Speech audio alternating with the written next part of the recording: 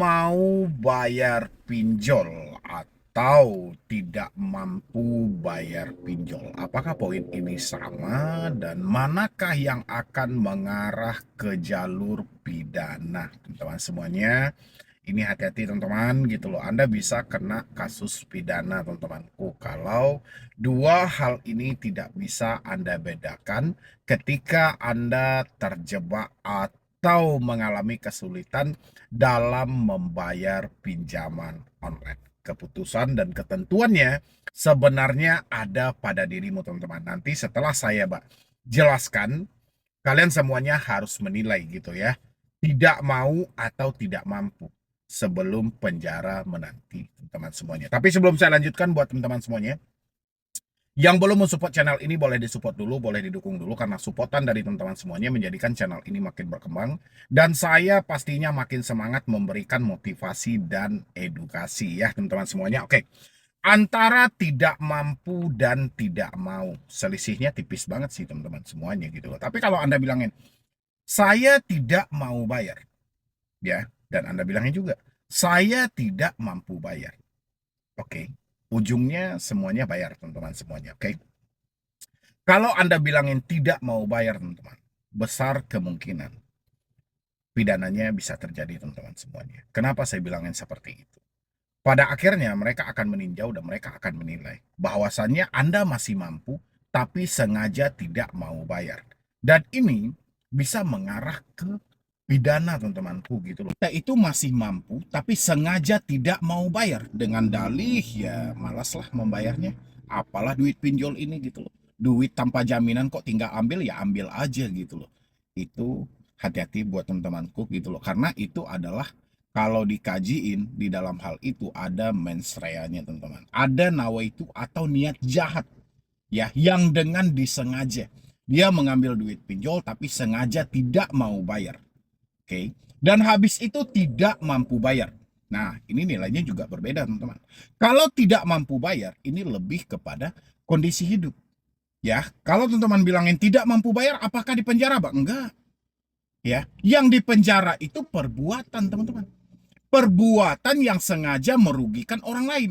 Kalau tidak mampu bayar, kita tidak merugikan mereka, tapi ini lebih kepada kemampuan diri kita. Nah itu kita ada, niat kita ada, itikat baik kita ada. Bahkan kita mencoba untuk menegosiasi. Nggak mencoba untuk menghindar sama sekali. Kita nggak mencoba mendramatiskan, kita nggak mencoba mencari sandiwara, kita nggak mencoba mencari hal-hal yang tidak-tidak. Benar-benar ini keadaan. Ya benar-benar ini keadaan. Makanya saya bilangin, antara tidak mau dan tidak mampu, teman-teman yang lebih tahu. Di depan saya, teman-teman bisa aja, Bang saya tidak mampu bayar, Bang. Ya, padahal duitmu ada. Oke, itu kembali ke diri teman-teman semuanya. Jangan sampai Anda nantinya teman-teman, kalau konsepnya, wah saya ambil aja duit pinjol ini sebanyak-banyaknya, saya tidak mau bayar. Itu hati-hati teman-temanku. Ya, tapi kalau memang Anda mengambil pinjol, tapi sejak awal nawaitu Anda itu baik, ya, tapi keadaan yang memaksa, nggak ada unsur pidananya dalam hal ini teman-teman. Ya, tanya ke dirimu. Tidak mau atau tidak mampu. Cuman diri teman-teman yang tahu. Kalau di depan saya mah bisa aja teman-teman bilangin, wah saya tidak mampu bang, saya tidak mampu bang. Padahal Anda masih mampu. Ya kan? Mampu atau tidak itu cuma diri kita yang tahu teman-teman. Cuma diri kita yang tidak bisa kita bohongi. Semuanya bisa kita bohongi, tapi diri kita tidak bisa kita bohongi. Oke? Ya. Kalau memang sudah tidak mampu bang, apakah kita masih diproses hukum juga? Kalau hukumnya wan prestasi silahkan. Kalau hukumnya ke perdata silahkan teman-teman. Ya, nggak usah kalian takut-takuti soal hukum perdata itu, nggak usah kalian takuti. Karena lebih enak kalian menyampaikan susahnya hidupmu di hadapan hakim di pengadilan daripada kamu menyampaikan susahnya hidupmu di hadapan pinjol. Oke, hakim lebih bisa mempertimbangkan. Tapi kalau pinjol tidak peduli sama sekali.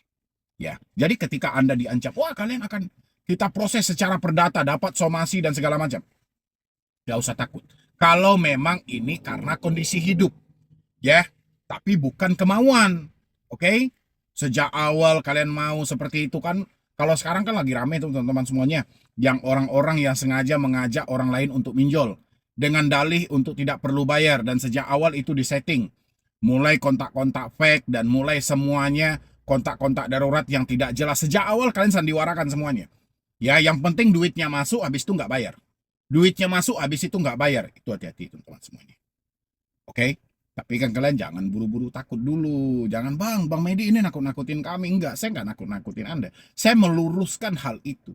Saya paham teman-teman adalah orang baik semuanya gitu loh. Dan saya tahu teman-teman ini benar-benar tidak mampu bayar. Yang saya bahas tadi adalah yang tidak mau bayar, yang sengaja mencari aman gitu loh. Setelah duit pinjol dia habiskan dan dia sengaja tidak mau bayar. Itu hati-hati. Itu yang saya terangkan gitu loh. Dan satu hal lagi juga buat teman-teman semuanya.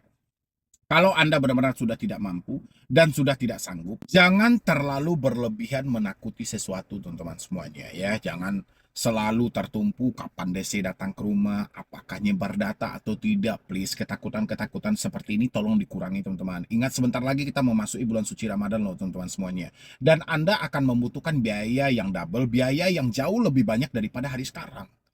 Ya, karena walaupun kita tidak makan minum di siang hari, tapi malam hari itu biayanya double teman-teman. Belum lagi setelah bulan puasa itu kita disambut juga dengan Hari Raya Idul Fitri teman-teman semuanya. Itu akan lebih besar lagi. Makanya bentuklah perencanaan keuangan Anda dengan matang. Apalagi Anda seorang wanita bersuami atau seorang pria beristri yang mempunyai tanggungan anak dan istri juga gitu.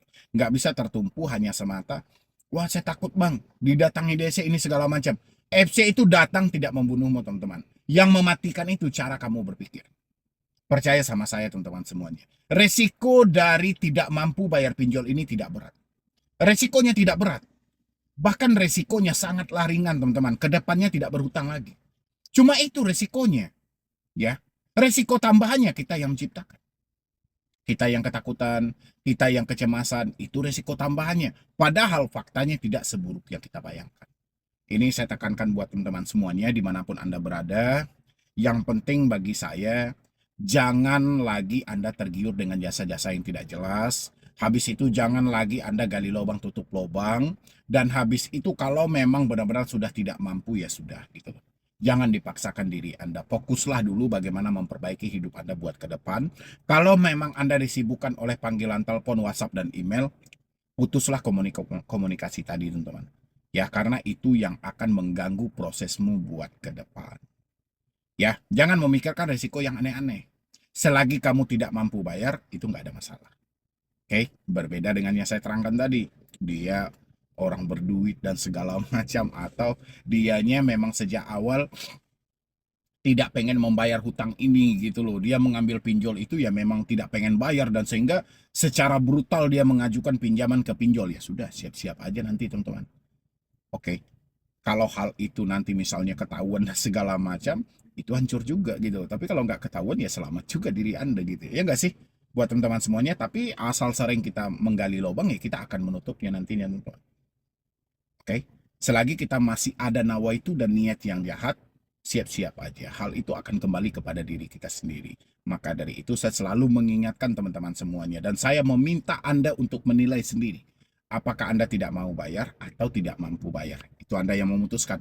Saya nggak tahu dan orang lain nggak akan tahu gitu loh. Karena yang tahu hal itu cuma diri Anda sendiri. Oke, buat teman-teman semuanya, jangan ikuti gaya-gaya hedon segala macam yang mana nanti kamu akan diantarkan pada kesulitan yang sangat luar biasa. Ya, jadi mungkin dari saya cuma itu aja dulu buat teman-teman semuanya. Nanti kalau Anda pengen konsultasi langsung sama saya, bisa di nomor admin teman-teman semuanya, Anda bisa hubungi.